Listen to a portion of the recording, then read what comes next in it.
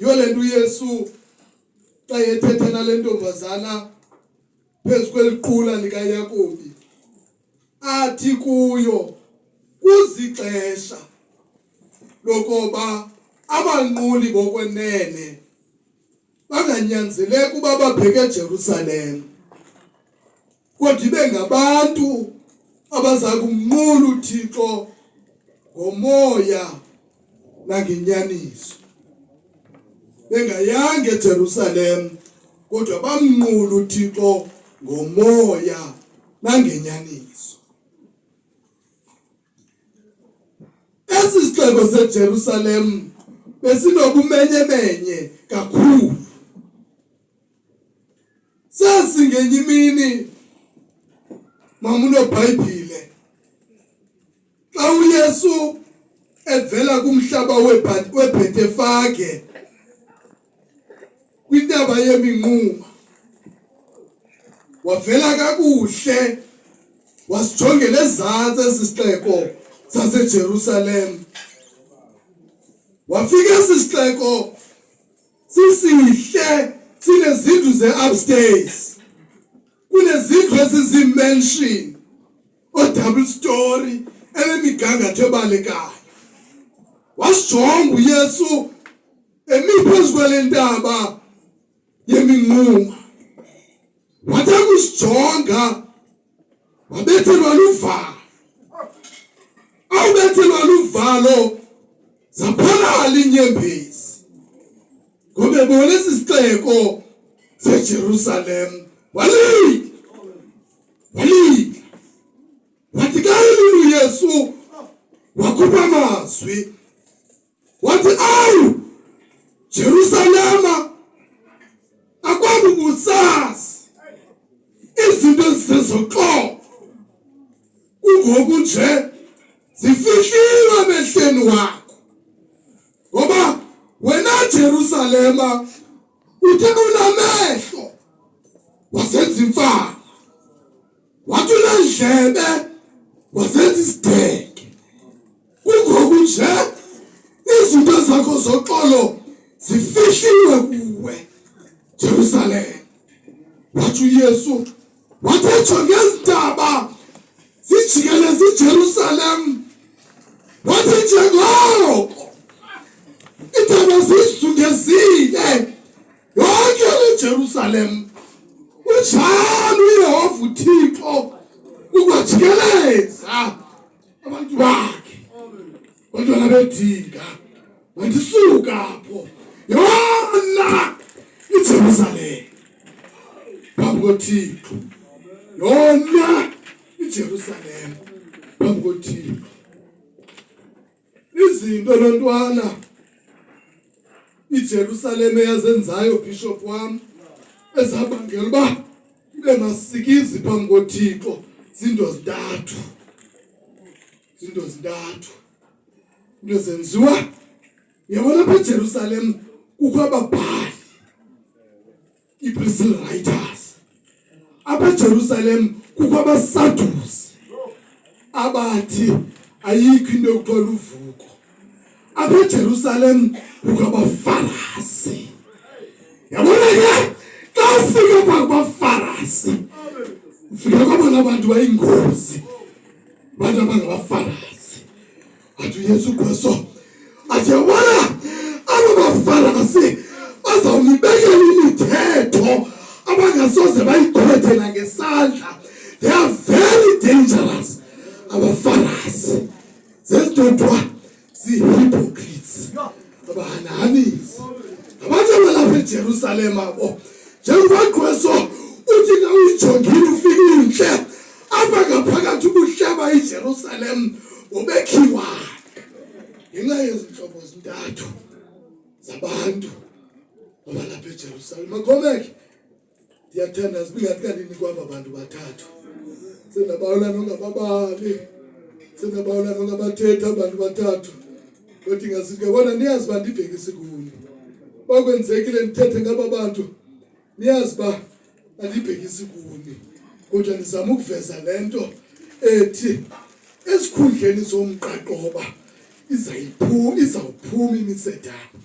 linde nje kuloo ndawo wena thathe loo vesi uyibeke kuloo ndawo kodwa seningani bethi ndandichaza aba bantu bathathu balapha eJerusalem abasadusi into abayithethayo bathi ayikho le nto niyenzayo ngoba alukho uvuko umntu uyafana nenja ubufile kupheli lapha batsho abasadusi bathi ufana umntu umoya womntu ufana nomoya wenkomo wawuphuma umoya enkomeni kuphelile batsho abasadusi kodwa bathi unjalo umuntu bathi ababhali bezibhalo babegweteka ingqondo abasadusi ngoba uThixo uyahlula phakathi kwabasadusi okanye phakathi kwabantu nezilwanyana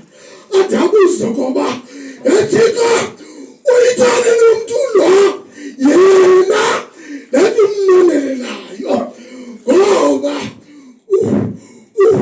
umkhumbulayo athi umbhali ususwe kancinane ebuthikweni akadibelanga nezilwanyana umuntu ngoba uThixo uyamnonelela mandikhawuleze ndigqithe ababhali singathi ngasithetha ngabo those were political affiliators intona uba bazimele ngetawa zipolitician ezizimele ngetawa zigada itawa into bitawe bayigada isikhundla zayo ngabo aba banebhunga abathi xa belibiza isenetary banelobhunga ababhali aba uthe Yesu xa efika baphakama kuqala ababhali ngoba ngoku lo mbuso kaYesu uzophazamisana nawo bathatha izityholo bazenze yazi zepolitiki kanti bagada izihlalo zabo zecawa bantwana bahle bakathi kwaye mandiyeke bazalwane bam ndixelelwe ngexesha mandiyeke uzofika kubafarasi uzofika those were snakers zenokwazi zinyoka athetha ngazo umculo wa-63 athi somandla sundikhaphe kubuhlungu benyoka bantwana bakaThixo uthi usundikhaphe yaye usundixelele ishekila yakho yezulu kubuhlungu benyoka athi mandikhangele kuwe ngamadoda la alapha eJerusalem bantwana bakaThixo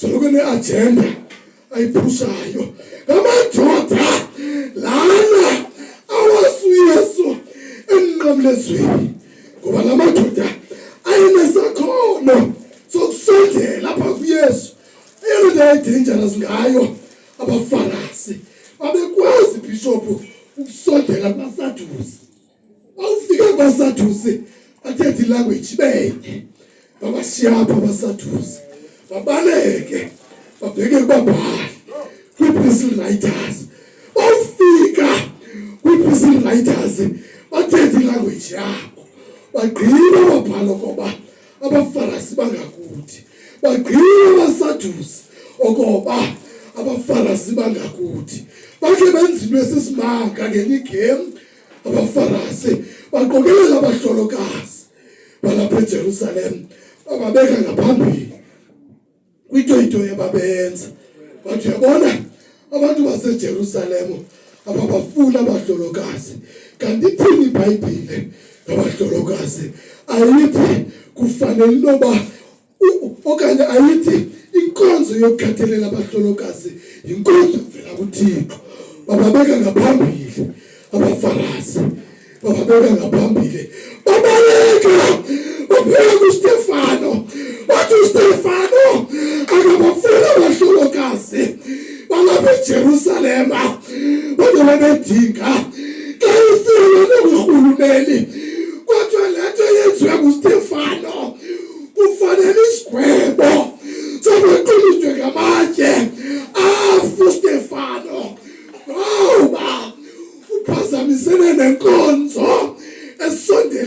enhliziyweni kaThixo bamkhupha uStefano ngesango abaFarisi bamisa phaya wangenelela ababhali amadoda amakhulu bamqhuba ngamatye uStefano bambulala kodwa xa esifa esasinje okoba kenzanga nto wathi inkosi nawe uzungabamisele sona ngoba wayibhaka uStefano ngoba iyelenqe eli labaFarisi.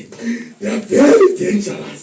Bayakwazi uhamba nawo abaFarisi kanti abathethi le nto ithethayo. AbaFarisi bakuthatha bakubeke lapha ngoba bafuna ukuphumeza imission yabo.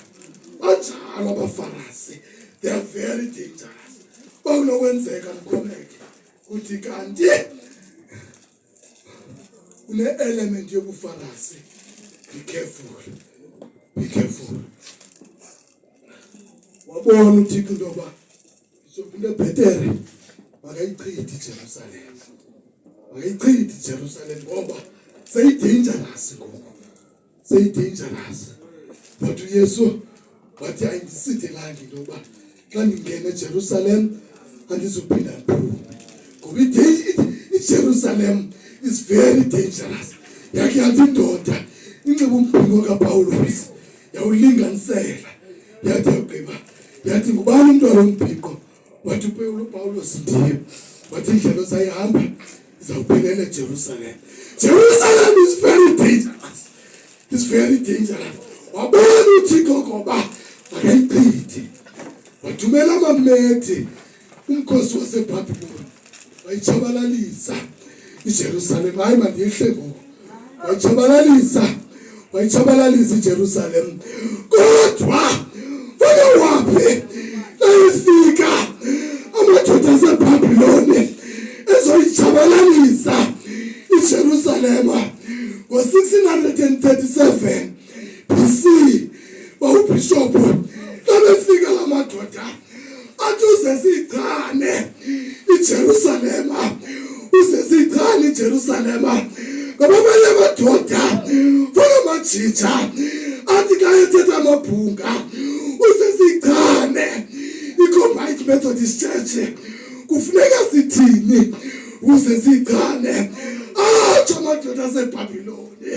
Hayi madoda igama lenkosi malibongwe kanithi amen ecaweni ukuze siyichane iJerusalem ngoba uThixo uyibiyele ngendaba bokanongwana ineziseko zomthandazo. iJerusalem inetempile strong. Yazi nezwe ngiBhabhiloni mhla ifika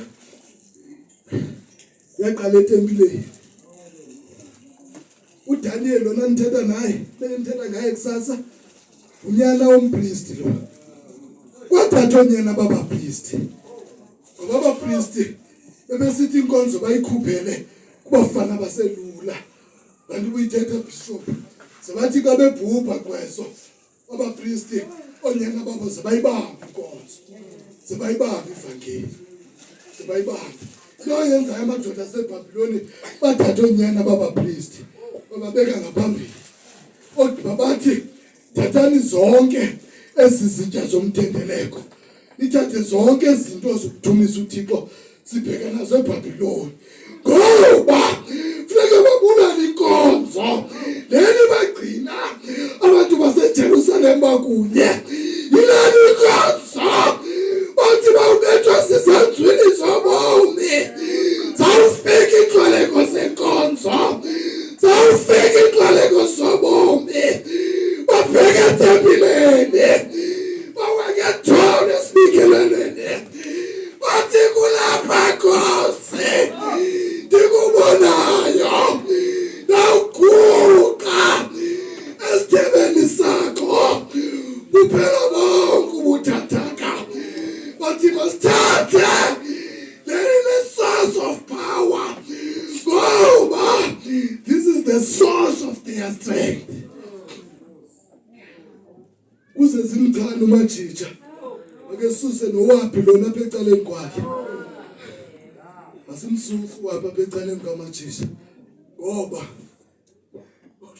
umuntu ebengcokela naye igqweso ethi bengasayaziyo ngoba kusamkela utata uMajisha elisikisiki ngathi kanithetha ngathi ngixolela umfelo utata uMajisha ndawufapha khona uthi umuntu wayenza pha impazamo zininzi indlebe ezazimamele wayenza pha impazamo uyabuza omnye ngoba usithi uzawufaka le ndawo azawufaka uthini ke ngoku ndithi kwakuthetha inhliziyo yami zange ndikwazi uyilawula lapho kwaphuphuma uthando kum uthando lwaprofeta lathi ndawufapha khona kwaphuphuma uthando Waphi kum ngaphakathi ndingaziva ngathi utata uMajisha ndisuka kude naye yaye ndawufapha khona bendikhumbuza loo nto omnye umntu ndathi ndandingaphambenanga futhi ndandinganxilanga ndandisezingqondweni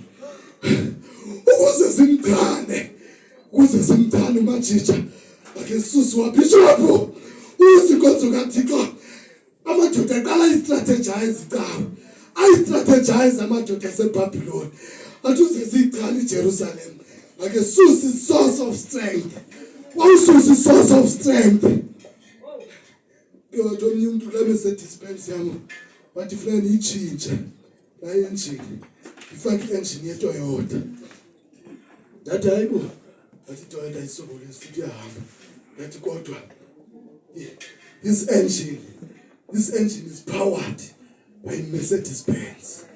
It is very unique. The elements is unique. The Methodist. It was powered by Methodist. Kunendawo ewathatha kuyamandla iMercedes-Benz engazofana neplugs zeToyota okanye necoilbacks. Kunendawo othi wawukofa yo isuke kule ndawo amandla usoloki wathatha kuyo kukinto ekuthiwa ngusport yolanda phaya amandla ifike wakhulula amandla kulaa ndawo iToyota inawo lo mandla noba ukamsusu wapapa kuMajisha kodwa kukwamandla uMajisha ekuzawunyanzeleke xa ewafuna ayowalanda kwiMercedes-Benz angawafumani naphina enza loo nto amadoda aseBhabhiloni enza loo nto athi ngamadoda asiwasusa bekhonzeni uyawabhanisha uThixo owabhanisha uThixo ngesandla esigadalala sikaNebukadinezari wacima nosizi kuNebukadinezari wabubhanisha amadoda akwaSirayeli. Don't worry Magomeki, ixesha uThixo azawunibhanisha ngalo futhi alenze utshaba lungabi nasizi ngani ngoba funeka nivile ipunishment. Lelo xesha uThixo mfokatebekana lithi nikhala kuye uThixo anganiva ngoba uThixo uyanisila ufana nomlawuli wodongwe alichithi idongwe alichithi udongwe alityumza udongwe engenalusizi ludongwe alutyumze athi ugqiba lidibanise akhuphe ivasi yodumo. Bantwana bakaThixo nyamezelani lo mvambo uThixo myeke nanityumze kodwa nizawuphuma niyivasi yexabiso. This is my message of support. Vumani nyamezelana apha kunzimeni ngobunzima obubelizwe ungabi namsebenzi ungafumani umzi ungafumani nomntwana umntwana othi xa umjonga ufike efunyanwa linxile ethaveni wena uziphethe kakuhle usenkonzweni kodwa ufumani mntana.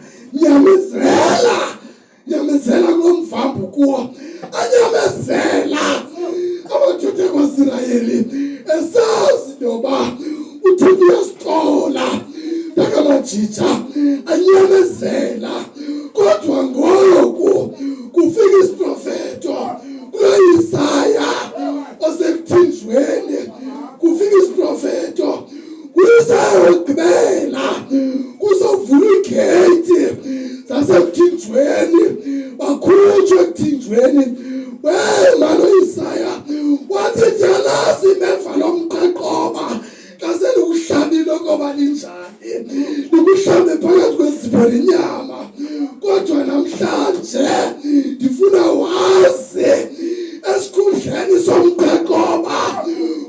uzawuphuma umsedane. Andikhathali noba umqaqobo umelele kangakanani. Andikhathali noba umqaqobo ubuhlungu kangakanani. Kodwa phezu kundleni sawo kuzawunyuka umsedane. Le ngxaki kuyo ukhathaliseki noba istrong kangakanani na. Ngoba listrong imeva lomqaqobo. Umthi womqaqobo ustrong umthi womqaqobo. Yithi balikuhlaba enyaweni kuzoqaqomba enhliziyweni. Hlale phansi. Kodwa ngifuna ukuxelela kule ndawo yomqaqobo kuzawunyuka umsedane. Hayi mandihambe Jobo. Umsedane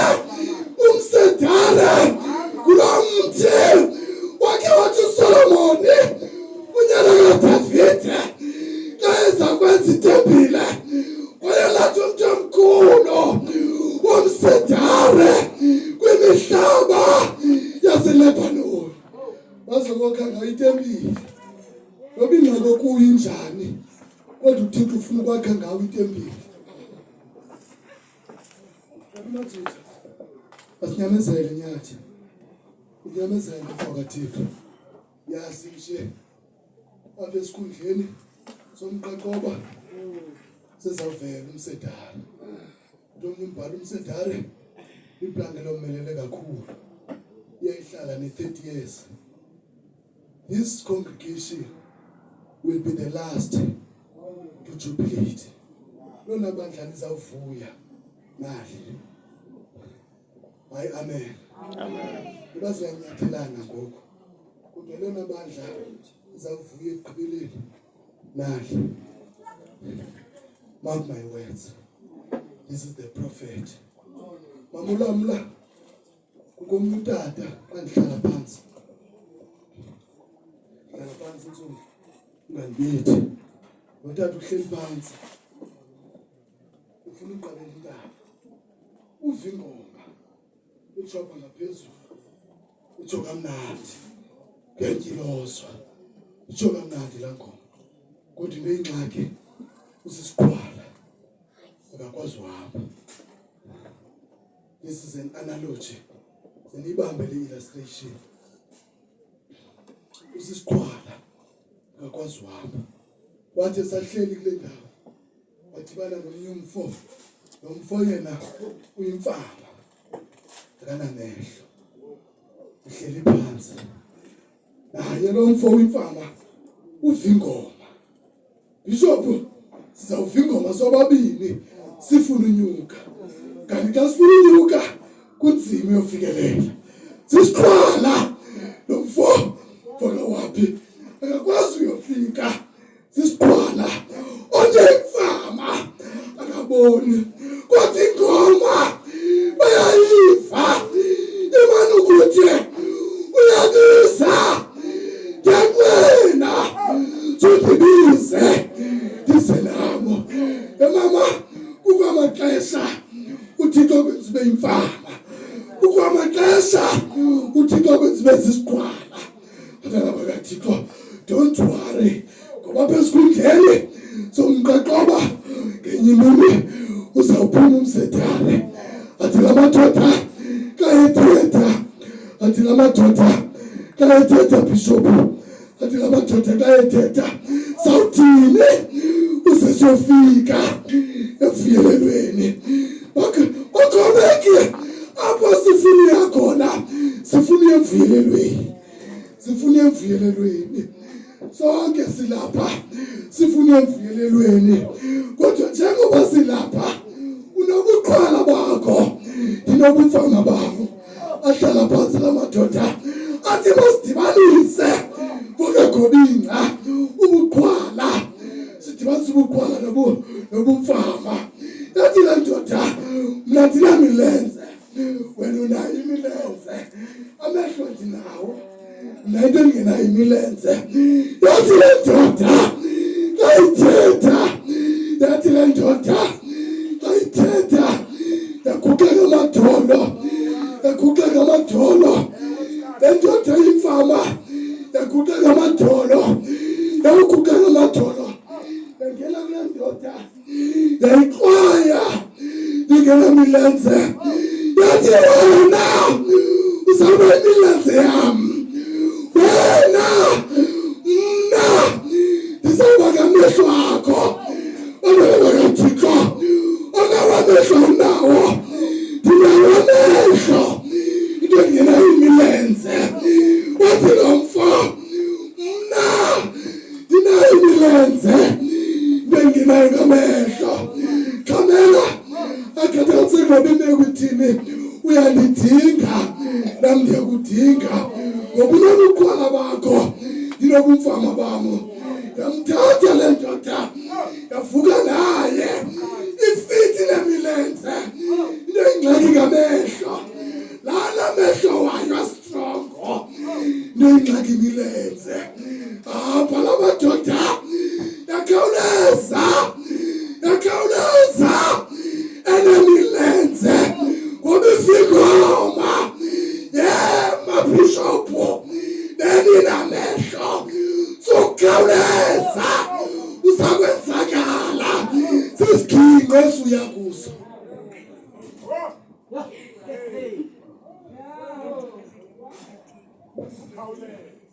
Hayi amen.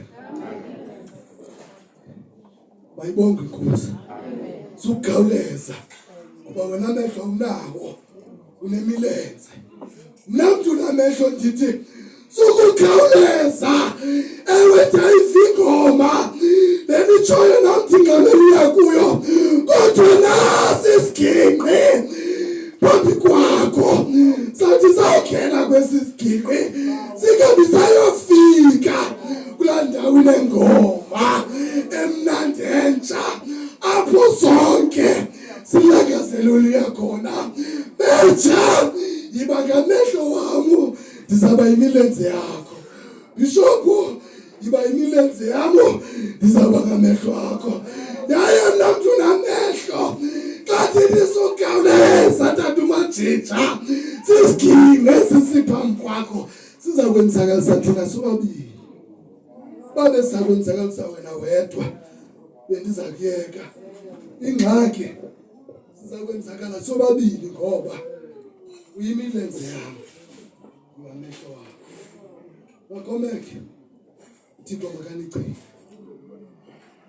noba lo muntu usecaleni kwakho ngambone phansi ngoluphi uhlobo yayengenanto kangakanani kodwa amehlo unawo mhlawumbe akakunceda ngamehlo anawo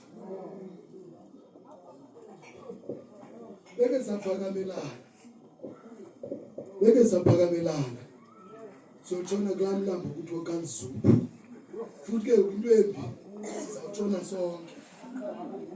embi sizawutshona sonke simele mntakameji loba ke ngoku sigadane singade siyongena kulaa mlambo. Thixo makanisile. That was the message of support in spite okanye in the midst of the challenges that we have faced as a church. Lonke ibandla linayo ingxaki. Awekho amabandla angenangxaki. Manje siqhangeke kalishumi nesibhozo. Kodwa sibalele uqhangeka. Ndithetha notata uMajija. Tata uMajija ndifuna ukuthi kuwe njengobundiva. Uba ndingaphuma kuleli cala. Qiniseka uba ndibheke etywaleni. Nawuphinda ndakhipha icawe. Ndingenawuphinda ndiyojoyina icawe. Ke kwakulwimi phaya yeqonga. Uwaphi usekhimeke, apho uyongena ekhimeke. Uwaphi ufuna uhamba nabantu bathethembeni abasekhimeke. Yayibubuxoki. Bensisho ngisho ngisho. Hayi tata lokulele ebusuku qiniseka. Xa ndishiya leli cawe. Hayi ndibheke etywaleni apha kaMaidas. Owandithilisa. Kamulamla siqale phansi lecawe from scratch. Ndiyayazi effort yayo. Ningalali. Lani ngokola nomkuyana sibuye Bloemfontein. Uyayazi Bishop. Ngofumana kwami COVID, ndayifumana nisuke eKapa ndihamba 15 hours yonke ebhasini. Yathi buya kwami yaphansi undibulala iCovid. Ndihambele into yecawe. Uba ngoku leli cawe ndingaphuma, hayi nyathi ungazuhluphe nondivelele. uzofike ndibeke ibhodi lepalapala. Hayi uzofike ndibeke ibhodi lepalapala. Ngoba ndiyayazi leyo qala itawa.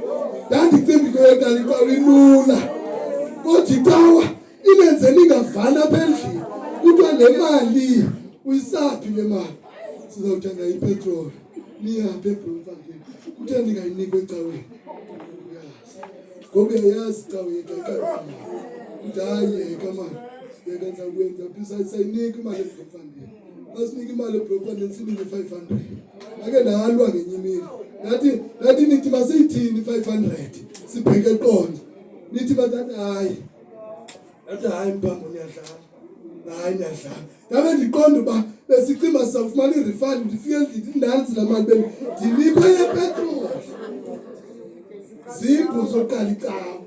Wawukhozo uba ndinomka kule adala ningaboze nindivelele. Uboze niyazi uba ndiyindoda otywala. Ngoba ndiyayazi imeko yokuqala itawa. Ngoba umuntu uthi uwapha ubheke ekimeke uboyazi uba yixoki andisoze iwesikimeke belisuka kuyo. Ndizama ukuthi ke leni itawa yasecombined. This is our heritage. This is our monument. Into esayiqala phansi le. Utata Majija.